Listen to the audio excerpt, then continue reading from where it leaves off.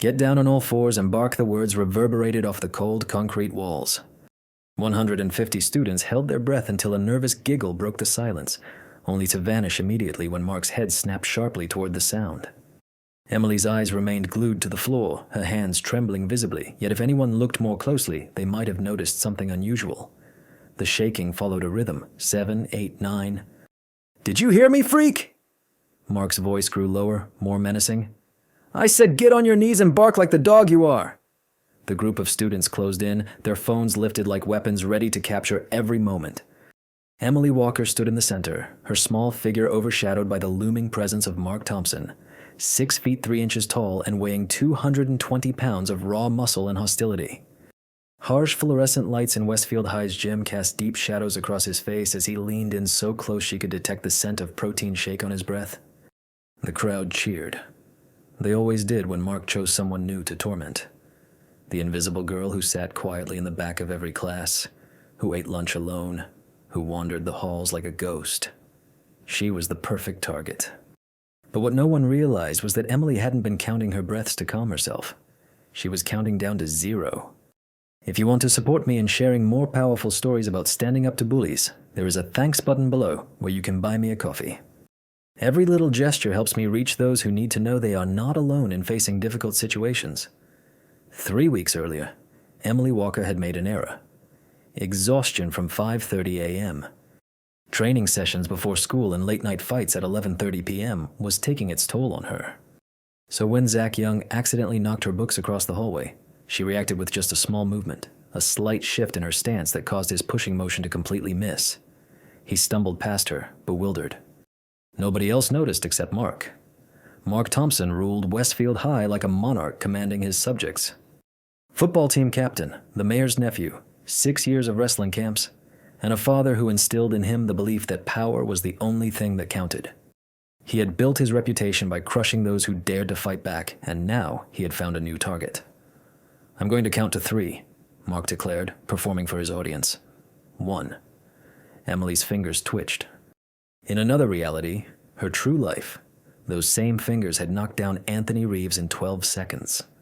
The very hands that appeared so small and fragile had earned 47 consecutive victories in places where losing meant ambulances, not embarrassment. 2. She thought of her brother, who was 16 years old and battling a different kind of fight from his bed in a hospital. Leukemia did not care about underground championships or social ranks at school. It only cared about money, $100,000 for experimental treatment. The insurance company called it unnecessary, but Emily called it his only hope. 3. The crowd tensed. This was the moment when the invisible girl was supposed to break like all the others.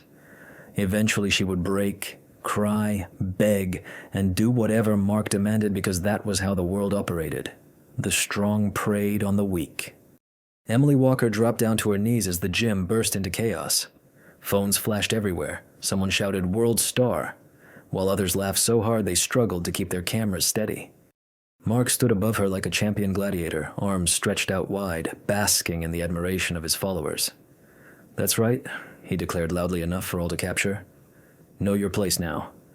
Bark for Daddy." Emily's lips moved, but no sound emerged. Her mouth shaped numbers.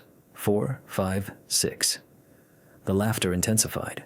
They assumed she was attempting to speak, but failing, thought fear had robbed her voice and imagined many things. 7, 8, 9.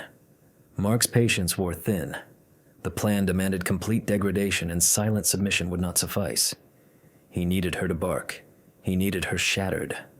He wanted the video to go viral by the next midday, with a headline like "Football Star Makes Strange Girl His Pet."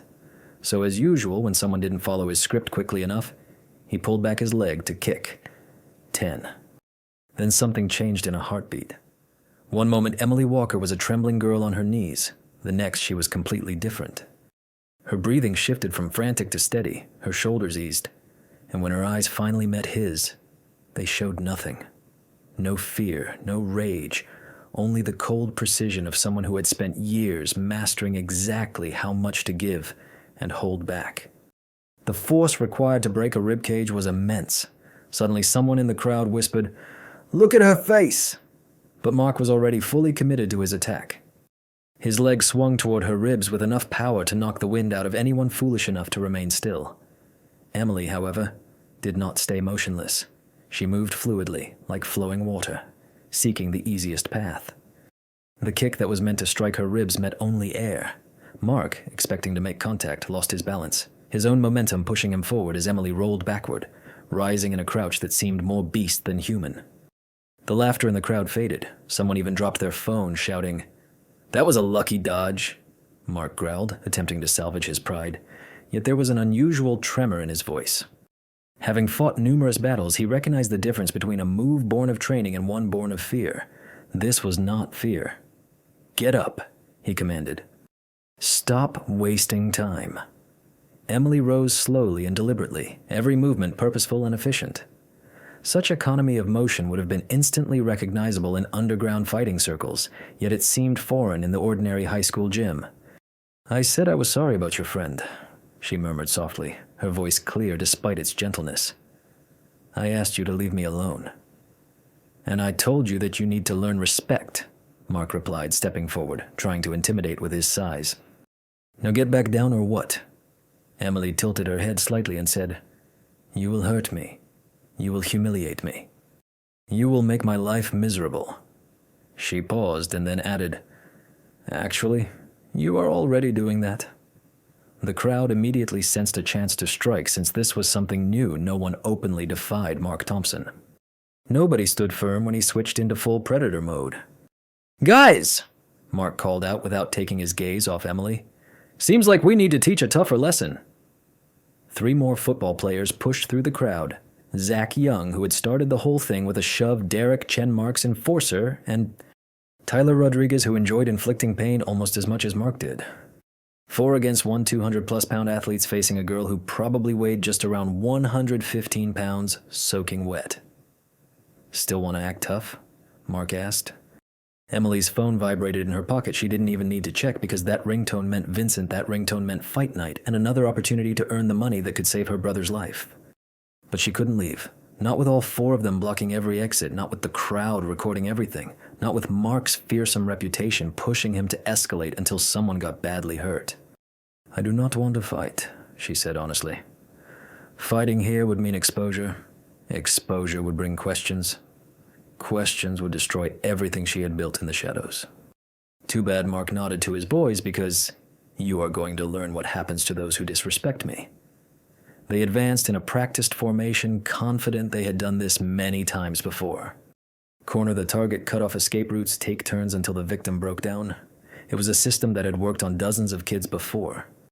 Over the years, those children had not spent half a decade transforming their bodies into weapons driven by urgent survival.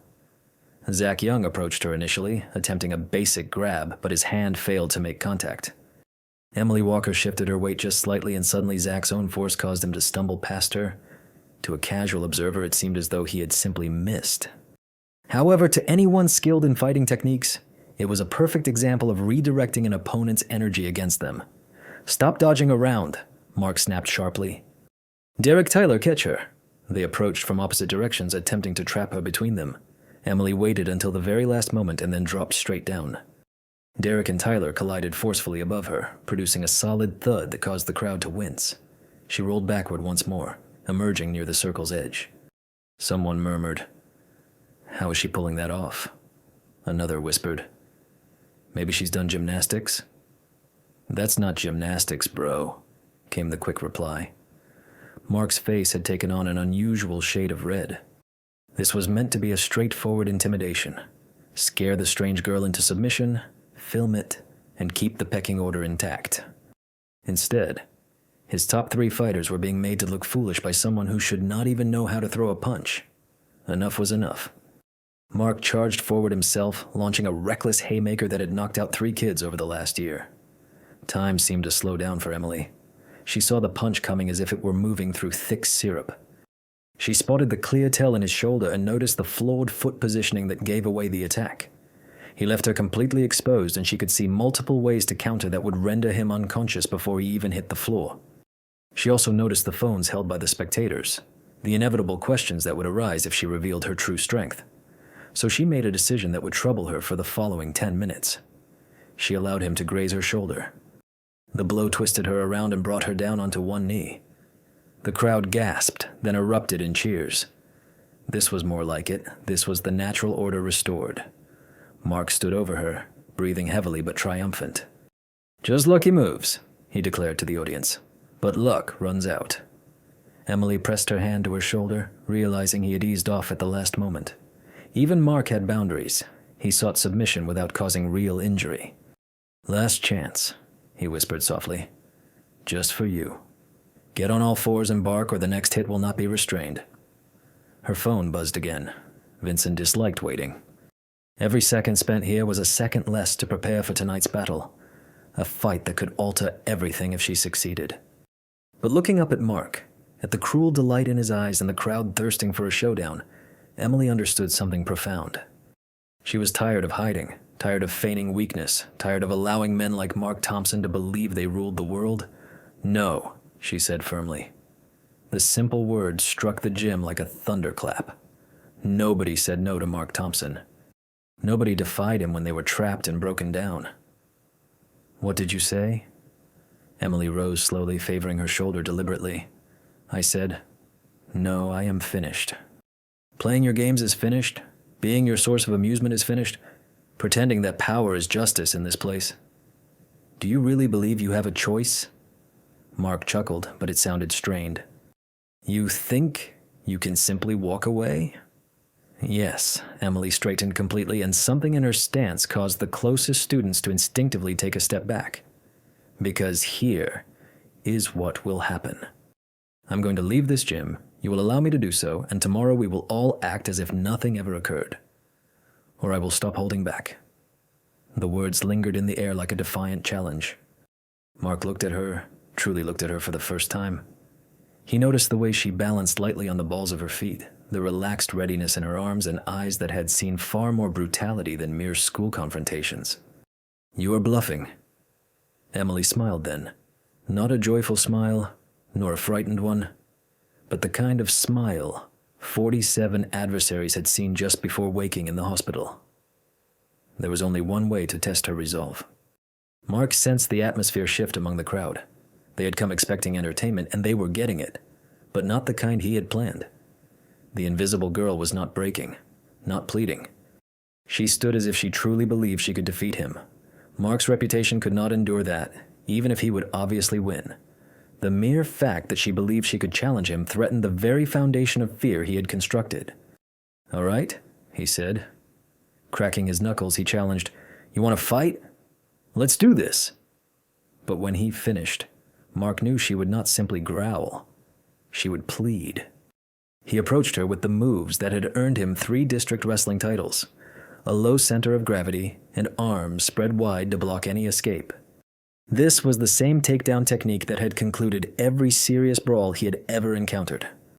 Emily observed him with the calm detachment of someone accustomed to facing men twice her size in arenas where the referee's only role was to ensure nobody actually got killed. Emily faced 2 choices.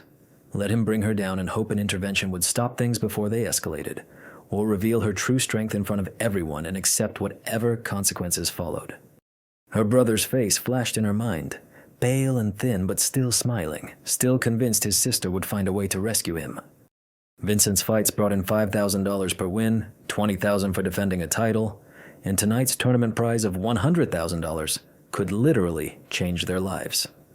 If she showed her abilities here, all of that would be lost. But if she allowed Mark Thompson to pin her beneath the gym floor, another part would disappear. The last bit of herself that knew how to stand upright. The choice was clear. Mark was 2 feet away when Emily moved toward the crowd. It must have looked like sorcery. 1 second she was frozen in place.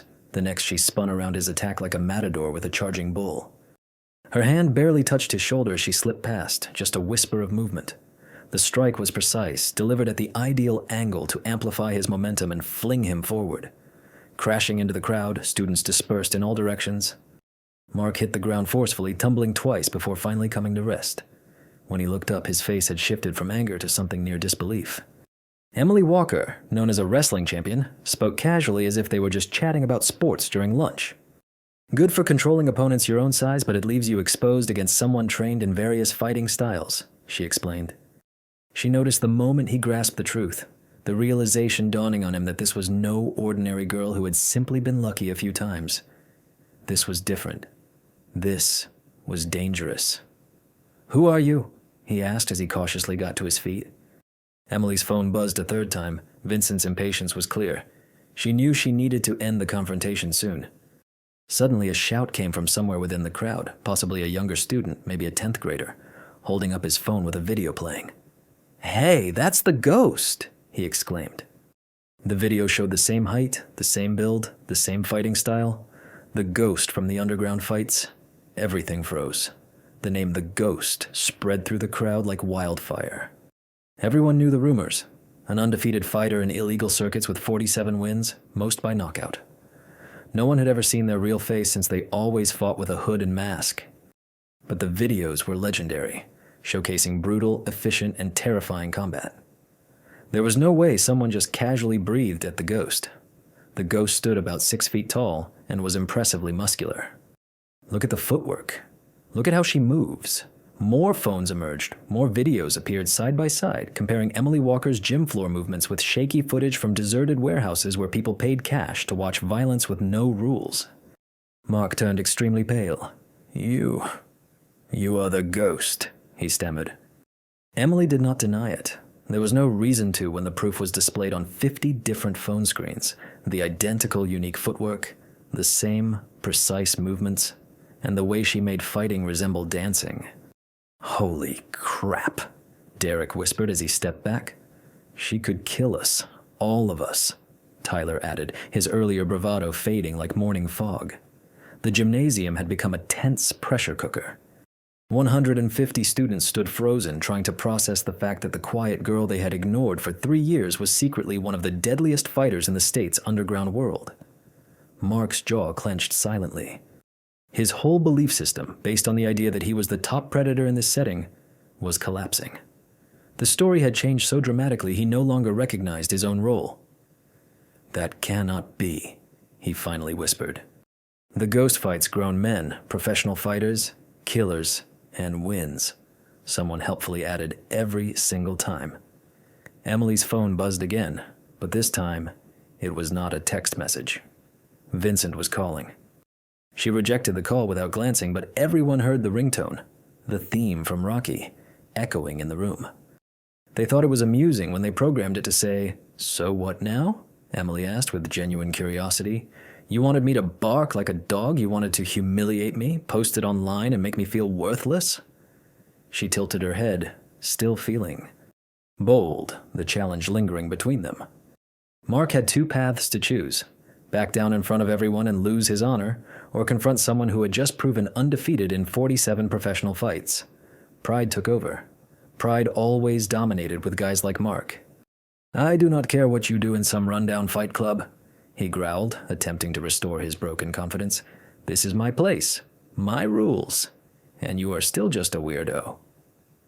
Then the voice emerged from the crowd, soft, scared, yet resolute. A freshman girl Emily recognized but never spoke to stepped forward. Ashley Martinez, small and quiet. The sort of kid who tried to stay unnoticed to survive high school. "Just stop," Ashley repeated, looking at Mark with tears in her eyes. "Please, cannot you see what you are doing, what you have been doing?" "Go back," Mark snapped. "This does not involve you." "Yes, it does." The floodgates opened as she continued. "You made my brother quit school. He loved football, but you and your friends tormented him every day because he was not good enough, because he was different, because you could." More voices joined, students finding strength in the crowd and in the proof that Mark Thompson was not. "Unbeatable. You put Jake Morrison in the hospital, you. Becca's art project was ruined because she refused to date you. You have been terrorizing this school for 4 years. Mark's head turned sharply as he tried to pinpoint the voices, attempting to commit faces to memory. Revenge would come later, but there were far too many of them. The tension was breaking. "Be quiet," he bellowed. "All of you be quiet." "I control this place. You control nothing." Emily Walker's voice cut through his rant like a knife cutting silk. She stepped forward, and despite his towering presence, she somehow seemed even bigger. You are just a frightened little boy who hurts others because someone hurt you first, because your father taught you that is strength, because you are scared that if you stop pushing people down, you will see how insignificant you really are. Every single word struck like a solid blow. Mark's face shifted through emotions, anger, humiliation, and maybe pain. "You know nothing about me," he murmured. "I know everything about you," Emily replied. "I have faced 50 versions of you, different faces but the same damage, the same urge to destroy beautiful things because something beautiful inside you once got broken." The gym fell utterly silent. Even the students still filming lowered their phones, captivated by something deeper than viral fame. "But here is the difference between us," Emily went on. "I learned to fight to protect others. You learned to fight to harm them. That is why you will always be defeated by someone like me. Not because I am stronger or faster or better trained, but because I no longer fear you, nor do they," she indicated toward the crowd. Mark glanced around and confirmed it was true. The fear had vanished, replaced by anger, by resolve, by a shared understanding that the Emperor wore no clothes. Suddenly his phone rang. The sound shattered the atmosphere like a stone crashing through glass. He scrambled to answer, craving any diversion. "What do you mean expelled? You cannot. Dad? Dad!" But the line was dominated by the principal's voice booming over the intercom. "Mark Thompson, Derek Chen, Zach Young, and Tyler Rodriguez, please report to the office immediately. Security will accompany you." 4 uniformed security officers entered the gym, real law enforcement, not the usual hired guards. Emily noticed the badges, actual officers. "What is going on?" Tyler whimpered. One officer raised a tablet displaying security footage. Clearly visible were the 4 of them cornering Emily, attacking and threatening her. Everything was recorded by the school's new camera system, ironically installed thanks to the mayor, who was Mark's uncle, in an effort to curb vandalism, assaults, threats, and conspiracies. The officer continued listing offenses related just to that day. In the past hour, 23 students had come forward with complaints spanning several years. "You cannot arrest me," Mark shouted, retreating. "My uncle is the mayor. My father owns you." But the truth was clear. His uncle was currently facing a city emergency. During the council meeting, as his immediate resignation was being discussed, the officer suddenly interrupted. "It became clear that allowing your nephew's reign of terror to continue did not sit well, and your father was actually the one who revealed our location to find you. He said he was finished cleaning up your mistakes." Those words struck Mark more deeply than any physical blow ever could. He glanced around, desperately seeking support or backup, anyone who still feared him enough to intervene. Instead, he encountered only cold stares and phones held high, recording everything. "This is your fault," he said, turning to Emily, tears streaming down his face. "You destroyed everything. You destroyed my life." Emily replied softly, "No, you destroyed your own life. I just stopped you from ruining the lives of others." As the officers moved to take him away, Mark suddenly did something nobody expected. He paused at the doorway, looked back one last time, and for a brief moment his facade completely dissolved. Beneath the surface was simply a shattered boy who had learned all the wrong lessons about power. "I am sorry," he whispered. Then louder, addressing the entire room, "I am sorry." And he vanished. The gym did not erupt in cheers, but in a collective, almost relieved exhale. 3 years of tension had finally been released. Some students embraced, some cried, while others stood silently trying to process the sudden upheaval in their universe. Emily made her way toward the exit. There was still a fight ahead, as Vincent would surely be furious. Yet suddenly a voice stopped her cold, not because she was called by her battle name Ghost, but because she recognized who it was. Vincent Kane himself appeared in the doorway, flanked by 2 imposing figures. Bodyguards in tailored suits and golden wristwatches surrounded a man who built his wealth from the suffering and hardship of others. "Heading somewhere?" he asked politely. "We have a tournament to attend, do we not?" The students recoiled, even with Mark gone, sensing a different kind of threat. Vincent exuded an effortless intimidation, the kind belonging to someone who had never been denied and lived to tell the tale. "How did you track me down?" Emily Walker inquired, though she already understood the videos were now widespread, her cover completely blown. Come on. I have known who you were for months. Did you seriously believe a mask and hood could fool anyone important? He grinned like a predator. Still, I respected your privacy. You made me a fortune, a huge fortune, and tonight you will earn me even more. The tournament, Emily replied. $100,000 prize, winner takes everything, my ghost against the finest fighters money can afford. He produced a contract. You already signed it, remember? Break it and I claim everything. Your house, your mother's car, your brother's medical expenses, all of it. Emily felt the noose tightening. This explained why Vincent allowed her to live two lives. He had been waiting for the perfect moment to seize control of her entirely. My brother needs that money, she said. Then fight for it like you always do, like the wild creature you refuse to admit you are. She is not an animal. Eleanor Chen pushed through the crowd with fierce resolve despite her fear. The school counselor, only 17 years old, said, "What you are doing is against the law." Vincent chuckled. "Illegal? I am As a legitimate promoter of sporting events, she signed a contract which allows her to leave whenever she wishes. Naturally, there are consequences.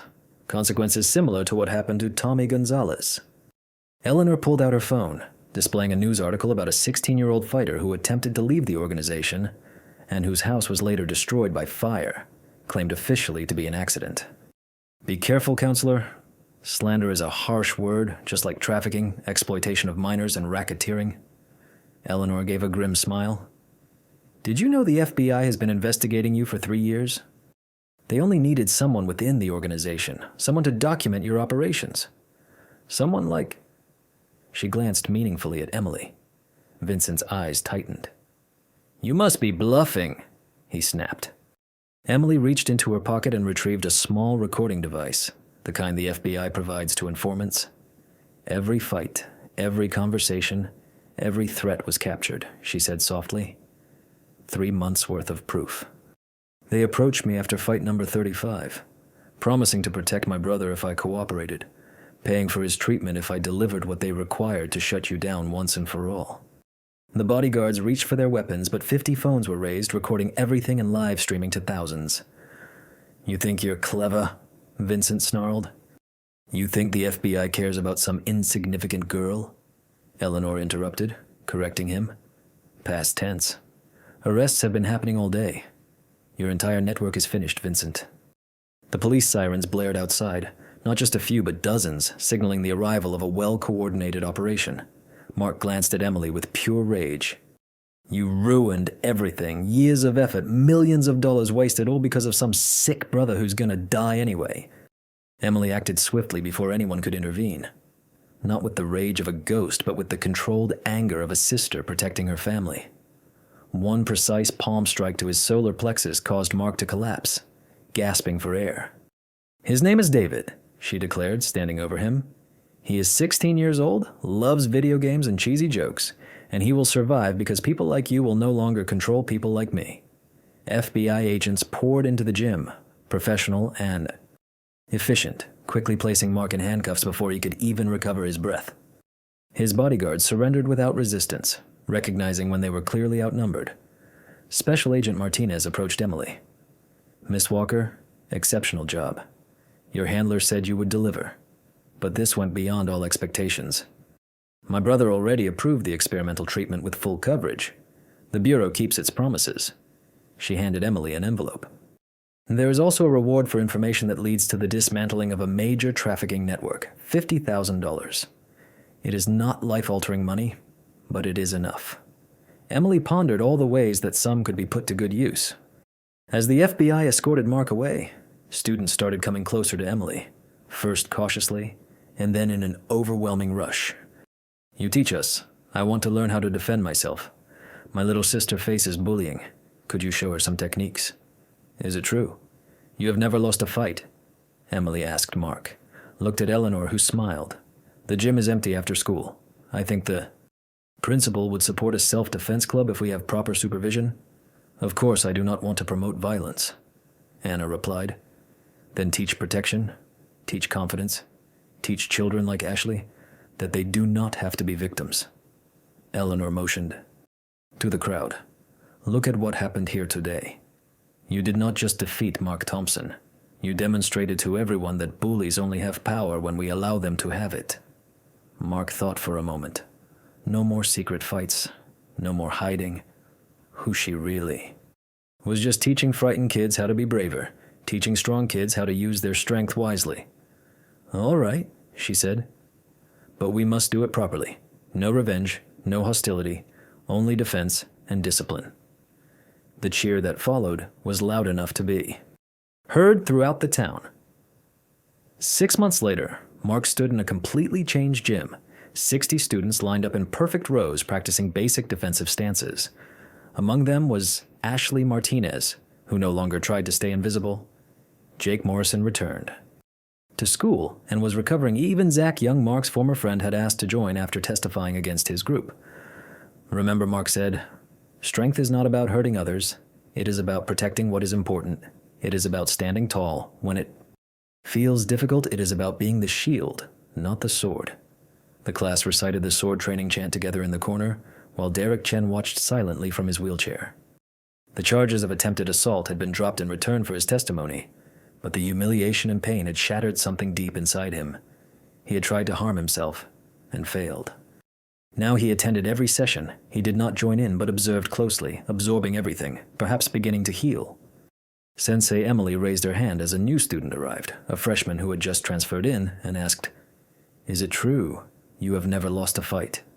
Emily smiled gently and replied, "I have lost many battles, just not the physical ones. Whenever fear took control of me, I was defeated. Whenever I stayed silent when someone needed help, I was defeated. Whenever I used my skills to harm instead of heal, I was defeated. But you all won when it truly mattered." Ashley spoke up, not asking but declaring, "We all won." Emily corrected her. "No. All of you made a choice that day in the gym. It was never just about fighting. It was about choosing. Every one of you decided to stop fearing, and that is the only victory that counts." Her phone buzzed with a message from David. "The treatment is working. The doctors say I'm responding better than anyone in the trial." "Movie night tonight?" she quickly texted back. "Would not miss it. Love you, warrior." 5-minute water break, she announced as the students broke apart, chatting excitedly about techniques, upcoming tournaments, and whether Sensei Emily would teach them the Ghost's legendary finishing move. Eleanor appeared at Emily's elbow. "Principal Coleman wants to know if you would consider teaching at the middle school, too. Apparently, news has spread about our school." "I will consider the anti-bullying program," Emily said as she observed her students. Some were naturally athletic, while others could barely throw a punch, yet all of them stood taller than they had half a year ago. "How is Mark?" Eleanor's face grew pensive as she finished the question. "At the Juvenile Rehabilitation Center, his counselor reports he is making progress and wants to apologize to everyone he has hurt once he is released." "People can change," Emily replied. "If they truly wish to," Eleanor added, holding up a letter. "MIT wants to offer you a full scholarship. They were impressed by your essay on applying martial arts principles to engineering problems." Emily took the letter and scanned it quickly. A future she had never dared to imagine was presented in formal print. College, a career, a life beyond fighting. "I will think about it," she repeated. The break ended and the students returned to their spots without being told. Emily watched with pride and a deeper feeling. They were not simply learning how to fight. They were learning to stand up, protect, and choose bravery instead of fear. "All right," she called out. "Let's practice escapes. Remember, the best fight is the one you avoid." They echoed her words outside. Mark Thompson was standing by the fence looking through the gym windows. His parents had finally agreed to let him come back to town for a day, and he requested one thing: to see what Emily had built from the ruins of his former world. They saw each other through the glass, and their eyes locked for a brief moment, sharing a silent understanding. Once foes, Mark then did something entirely surprising. He inclined his head deeply and formally like a student showing respect to a teacher. Emily returned the gesture and then turned back to her class. Some battles are won with fists, others with carefully chosen words, but the most significant victories, the ones that truly matter, are achieved by demonstrating a better way to be strong. The ghost was gone, having fulfilled its role and protected what needed protection. Yet Emily Walker was very much alive with work still ahead of her. Ultimately, the most powerful warriors are those who fight for others rather than against them. And in a gym that once rang with harsh taunts, the voices of 60 students learning to defend, not to prey, created proof that sometimes the greatest revenge is not revenge at all, but transformation. 1 year later, Emily stood quietly in the hospital hallway, watching through the glass as David laughed alongside other patients in the recovery room. His hair had regrown, and color had returned to his cheeks. The experimental treatment had succeeded beyond anyone's most hopeful expectations. Suddenly, a familiar voice said behind her, "Knock, knock." She turned to see Mark Thompson wearing a plain polo shirt and jeans. No longer the flashy designer clothes, no more arrogance, just a young man shaped by tough lessons. "Mark," she greeted him calmly, "I heard you got early release for good behavior and that I finished my high school diploma." He began leading anti-bullying workshops for other kids in juvenile detention and rubbed the back of his neck uncomfortably. "I wanted to. Thank you for not pressing further charges because of the letter you wrote to the judge about rehabilitation instead of punishment." "Everyone deserves a second chance," Emily Walker said softly. "Not everyone gives them," he replied. He pulled out an envelope. "I've been working construction and saving money. This is for your brother's medical fund. I know the FBI covered his treatment, but there are always additional expenses." Emily looked down at the envelope. "Mark, I can't accept this. Please let me do one good thing. Let me begin repairing what I broke." She took the envelope, noticing his rough hands, real, honest labor. "What comes next for you? Community college? Maybe become a counselor someday, help kids before they turn into what I was?" she asked. He paused. "My dad still refuses to talk to me. Says I'm weak now, but maybe he's wrong. Maybe this is what true strength looks like." Through the window, David spotted them talking and waved energetically. Mark waved back. "Your brother seems like a great guy," Mark said. "He is," Emily agreed. "He says anyone can be a warrior. You just have to choose your battles carefully." They stood quietly in comfortable silence. Once foes, now something closer to understanding. Outside, the sun set on a town transformed where strength meant protection, not control, and even ghosts could find peace. A message arrived from Sarah Martinez, the girl Emily had saved that day. The cafeteria had just received the news that Mark was accepted into art school. He told Emily Walker he could not have achieved it without her faith in him. She smiled and quickly replied with, "Absolutely." The elevator dinged as Coach Martinez stepped out holding a box of donuts. He said, "I thought Anthony might enjoy these," then hesitated before continuing. "You know, I have been coaching for 30 years and trained many champions, but what you did, choosing not to fight when you could have overwhelmed them, that is the toughest lesson to grasp. My father taught me that," Emily said quietly. "He always said the strongest boxer is the one who never needs to throw a punch."